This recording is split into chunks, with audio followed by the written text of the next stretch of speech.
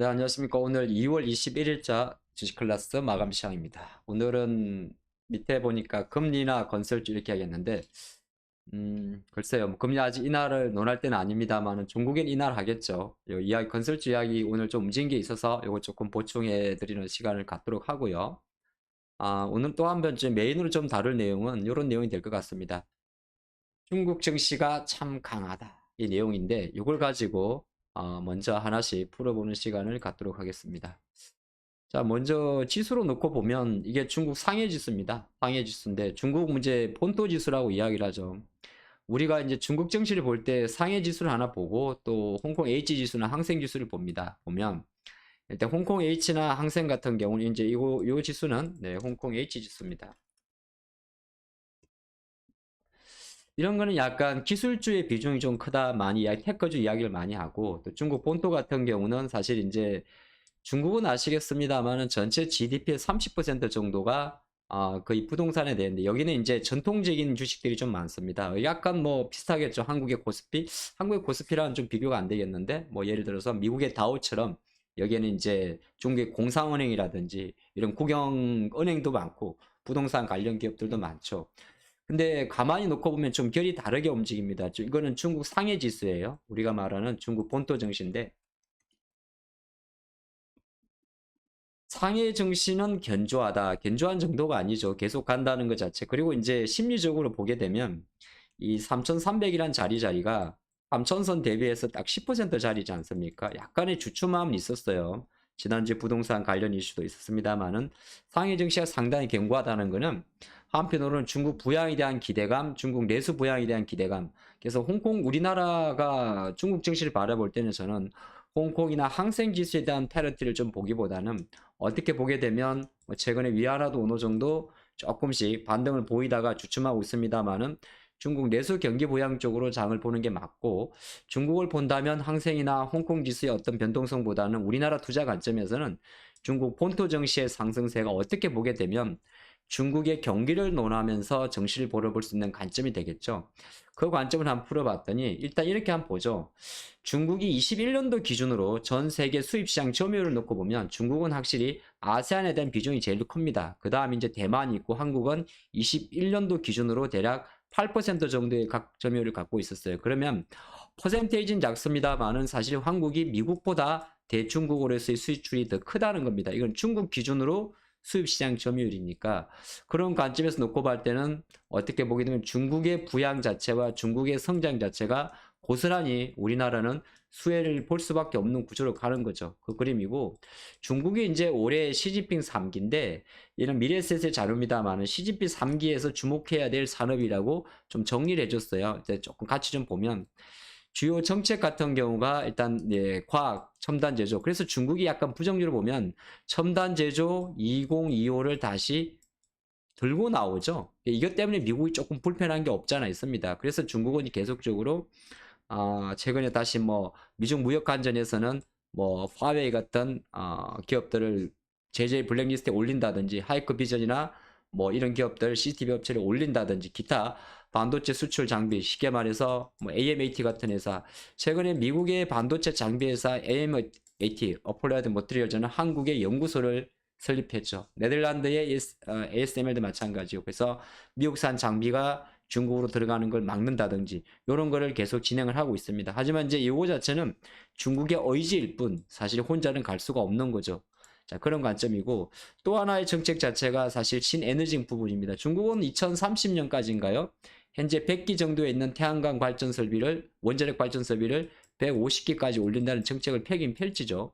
그럼에도 불구하고 중국이 이제 2차 전지라도 중국은 2차 전지 점유율이 신환경차의 침투율이 한 제가 알기로 20%까지 올라갔습니다. 예, 비아리의 어떤 약진이 돋보이는데 어쨌든 2차 전지에 대한 투자를 확대한다든지 태양광 풍력 같은 재료는 고스란히 가는데 중국의 신에너지 정책과 우리나라의 연결고리는 조금 낮을 수가 있어요. 우리나라는 태양광 같은 경우는 약간 미국 쪽에 포커스를 맞추신 게 좋고요.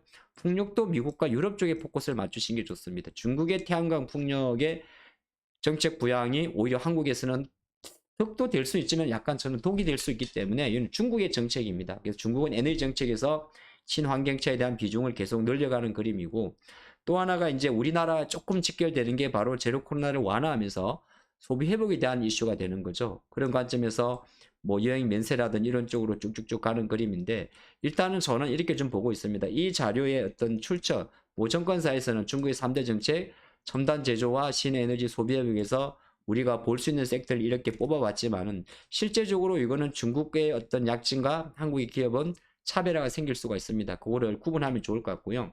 우리나라가 20년도 기준으로 대중국 무역, 한국무역협회 관세청의 자료를 보게 되면 사실 중국의 회복이 얼마나 중요한지를 볼 수 있습니다. 최근에 가장 핫한 2차 전지도 마찬가지예요. 양극재, 전고체의 92% 정도의 원료가 대부분 중국에서 들어옵니다. 리튬이라든지 니켈 다 같은 이야기죠. 음극재도 마찬가지입니다. 인조호경도 대부분이 67%. 그래서 시장에서는 최근에 이제 어떤 이야기가 나온 거죠? 실리콘 음극재로 그래서 넘어가는 겁니다. 뭐 그래서 넘어가는 것도 있고 뭐 성능 향상도 있습니다만은, 현재 음극재, 우리가 시장에서 말하는 대주전자제조라든지 포스코케미칼이라든지 또 음극재 사업을 좀 진행하는 SKC라든지 이런 기업들이 음극재 기존의 인조호견에서 실리콘 음극재로 넘어가는 과정에서 조금 더 열량이라든지 고부가가치를 높이는 그런 흐름이 되는 거고요. 근데 가장 이런 뭐 큰 이야기보다 중국 관련해서 제일 먼저 반응하는 게 바로 석유화학과 철강입니다. 석유화학도 중국의 의존도 되게 높아요. 실제적으로 뭐 에틸렌 같은 경우도 48%, 그리고 합성섬유, 그 다음에 정제 연료까지도 되게 높습니다. 철강도 마찬가지죠. 뭐 철강 우리나라 잘하죠. 하지만 여기에 들어가는 작은 것들, 뭐 착색 아연 도금 강판이라든지 뭐 선제, 이 선제 보통 배에 들어가나요? 그래서 이걸 왜 갑자기 뭐다 반도체는 아실 겁니다. 삼성전 하이닉스가 실적이 나빴던 것도, 러시아 우크라이나 전쟁에서도 좀 부담됐던 것도, 우리가 탄화규소, 이게 SIC인가요? 예, 탄화규소 같은 것도 중국의 의존도가 70% 이상, 웨이퍼, 이산화규소도 40%, 이런 게 다 들어가 있기 때문에 대부분 다 히토류 금속들입니다. 이산화규소, 뭐 게르말륨. 그래서 이걸 갑자기 왜 보여드리냐면, 전체적으로 중국의 부양과 중국 정시의 상승 자체는 어떻게 보게 되면 우리나라의 어쩐 그 2차 전지, 석유화학, 반도체, 철강, 자동차의 부품 의존도이기 때문에, 한편으로 놓고 보면 미국과 중국의 뭐 예를 들어서 자원화, 싸움하고 이런 것 때문에 피해를 볼 수 있습니다만, 다른 한편으로는 이 소재 섹터들이 오히려 중국의 경기 부양과 같이 이루어질 때는 이게 다 대부분 중간재잖아요. 다 중간재죠. 최종재가 아닙니다. 우리나라 사는 구조도 마찬가지죠. 최종재라는 거는 실제 말해서 자동차를 최종재로 이야기하는 거고, 들어가는 운전대나 제동장치나 에어백은 중간재 성격을 갖고 있죠. 완제품이 아니죠. 예, 그 관점이기 때문에 어떻게 보게 되면 지금 중국 증시의 이 강성세를 보면서 한편으로 시장 관점에서 여러분들이 조금, 물론 이제 좀 많이 오른 종목도 있을 수가 있어요. 예를 들어서 뭐 동국제강이나 뭐 이런 현대제철이나 이런 종목이 많이 오를 수 있습니다만은, 약간 계열 자체를, 근데 그것도 뭐 영원한 건 없는 게 주식이긴 한데, 영원한 게 없는 게 주식이긴 합니다만, 이 현대제철의 차트입니다. 없지만은 어느 정도면 단순하게 중국 하면은 내수부양, 아모레퍼시픽 이런 그림을 조금 확산할 필요가 있습니다. 아모레퍼시픽이나 코스맥스나 이런 종목들이 조금 못 가는 이유는, 다른 한편으로 놓고 보면 왜 못 갈까요? 못 가는 건 아니죠. 안 가죠. 거꾸로 이 친구가 있는 소비 쪽이란 말이에요. 소비주인데 이제 약간 큰 쪽으로 들어옵니다. 이제 필수 소비재 이런 쪽에서 이제 좀 굵직굵직한 게, 첫 번째 들어온 게 이렇게 철강이라면, 그리고 두 번째로 들어오는 게, 우리가 만약 중국 그러면 제일 먼저 생각나는 게 뭐 대한유화 같은 종목들이 있겠죠. 뭐 대한유화도 마찬가지고, 금호석유도 마찬가지고, 금호석유도 마찬가지겠죠. 그럼 이런 식으로 화학적으로 이제 들어오고 나면 또 그 다음으로 들어오는 게 뭐냐 하면은, 아시겠지만은 철강, 철, 고철화, 조선까지 들어옵니다. 저는 약간은 이제 워낙 대형주 순환이 빠르기 때문에, 뭐 낮에도 잠깐 이야기 드렸습니다만은, 조선주들도 어느 정도 움직임을 조금 모니터할 필요가 있을 것 같아요. 이거는 현대중공업의 일봉이고요. 뭐 한국조선해양도 마찬가지고, 그리고 현대미포조선도 마찬가지고. 일단은 약간 그런 건 있어요. 우리가 워낙 개별주 장세지만은 이 대형주들은, 코스피 종목들은 사실은 대형주가 먼저 움직여야 됩니다. 그래야 낙수가 떨어져요. 낙수라는 게 이제 어떤 그 콩고물이라고 이야기하는데, 이런 게 떨어집니다. 똑같아요.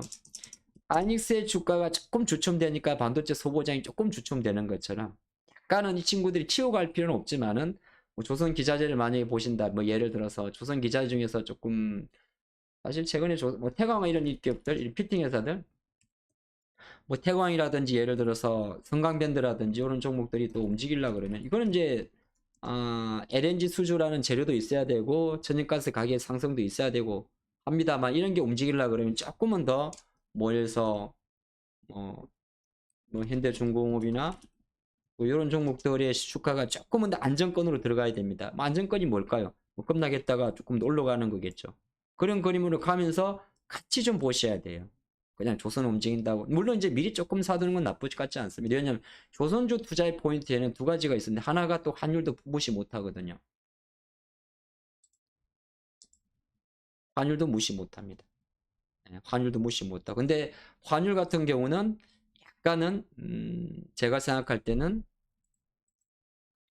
요 건설주 이야기도 잠깐 했습니다만은 실제적으로 원화가 이제 올라간다는 말은 쉽게 말해서 미국이 금리 인상을 가속한다 볼 수가 있고 또 우리나라 입장에서 원화 환율이 계속 강세로 가지 않고 올라가는 걸 놔둔다는 것은 다른 한편으로는 어떤 게 있습니까? 우리나라에서 금리를 거지 빨리 올리지 않겠다. 환율이 올라가더라도 우리나라가 금융통화위원회에서 금리를 빨리 올리지 않겠다. 그런 그림이 있거든요. 그러면 환율 관련해서 금리가 높아가지고 제일 먼저 피해를 본 섹터가 일단 환율과 좀 민감한 원가적인 측면에서 민감한 게 항공주예요. 이건 제주항공이 차트인데 이제 항공주 같은 경우는 유가와 환율의 수혜를 주가가 다 반영을 했습니다. 이제 남은 것은 뭡니까? 실제적으로 제주항공이든 진에어든 이런 종목들이 지금도 주가도 많이 좋습니다. 밀리는 이유가 왜 밀리느냐? 이제 그 정도 좋아질 거는 다 핸디캡을 줬으니까 앞으로도 계속 좋아질 거냐? 주식은 그런 게 있어요. 계속 좋아져야 되는 거거든요. 계속 좋아져야 되는 물음표가 있다 보니까 항공주 이런 것들은 좀 빠지게 됐죠. 그러면 오히려 환율이 이제 올라가는데 조금 피해를 봤다가 아직은 어렵지만은 턴어라운드를 노릴 수 있는 게 저는 GS건설 같은 이런 건설주라 생각을 합니다. 오늘 조금 올라서 이게 전체라고 볼 수는 없지만은 일정 부분 조금씩 뭐 장의 흐름에서는 GS건설, 뭐 대우건설 또 요거 조금 확산해가지고 뭐 KCC로 이어지는 예를 들어서 건자재 업종들 건자재입니다. 건축자재, 뭐 KCC, 글라스 다 좋은 회사들이잖아요. 앞으로 경기가 어떻게 될지 몰라가지고 KCC, 글라스입니다. 빠진 거잖아요. 그쵸? 이런 종목들, 뭐 하우시스도 마찬가지예요. 일단은 좀 굵직한 기업들부터 한번 쭉 모니터링 해보면 약간 생각보다 이제 정말 우리가 워낙 팩토리 이야기만 많이 했지만은 생각보다 계속적으로 새로운 먹거리가 나오는 것이고 그 출발점은 아까도 봤지만은 어느 정도 상당히 견고한 중국 증시 요거를 기준으로 좀 삼아 보신다면 조금 여러분들이 이제 어디에 중심을 둬야 될지 왔다 갔다 할 수 있을 것 같습니다만은 제가 생각할 때는 여전히 먹을거리는 많고 우리의 판단력과 과감성 그리고 우리의 용기와 분할 매수 이런 것이 다 매칭이 되면 좋은 그림으로 함께 할 것 같습니다. 오늘 여기까지 하고 또 내일도 좋은 인사이트로 함께 하도록 하겠습니다. 그리고 MWC 한번 지켜보자고요. 내일 뵙겠습니다.